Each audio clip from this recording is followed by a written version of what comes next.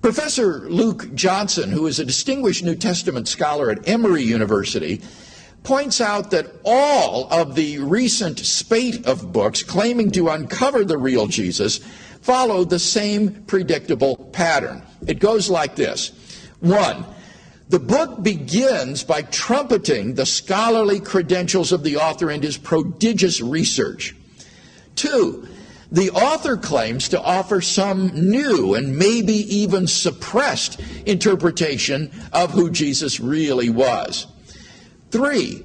The truth about Jesus is said to be discovered by means of sources outside the New Testament, which enable us to read the Gospels in a new way which is at odds with their face value meaning.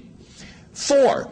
This new interpretation is provocative and maybe even titillating. For example, that Jesus was married to Mary Magdalene, or was the leader of a hallucinogenic cult, or was a Jewish cynic philosopher.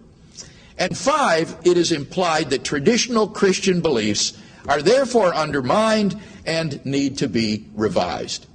Now, if you hear of books following this familiar 5-point pattern, then your critical antennae should immediately go up. You are about to be duped.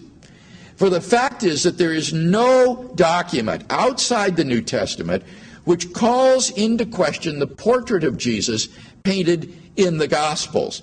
In the words of John Meyer, who is a prominent New Testament critic, the idea that the apocryphal Gospels offer us new information about Jesus is, and I quote, largely fantasy, end quote. The fact is that these writings are later derivative writings shaped by the theology of the 2nd century or even later, and that what this means, in the words of Professor Johnson, is that despite all of the hoopla in the media, the writings of the New Testament remain our best historical witnesses to the life of Jesus.